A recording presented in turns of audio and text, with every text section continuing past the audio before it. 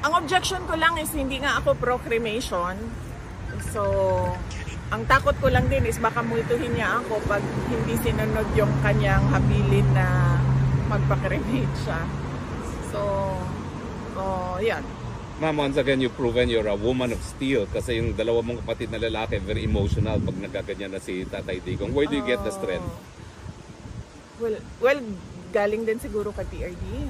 Diba, turo niya, ilang beses ko na rin nasabi na turo niya talaga na huwag umiyak. In fact, nung isang beses na bumisita kami dyan, na umiyak si Kitty, ay pinagalitan pa niya na sinabihan niya useless yung mga luha.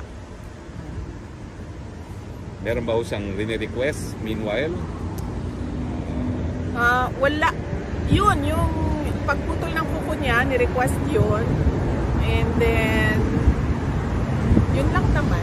Yun lang, yun lang yung request. Kanina, nag-request siya ng Coke Zero naman. Nabili niyo naman po doon? Yes, nabigay ko naman yung Coke Zero. But I think, kasi hindi na ata siya ina-allow ng Coke Zero. So, nagsisikreto siya doon sa visit.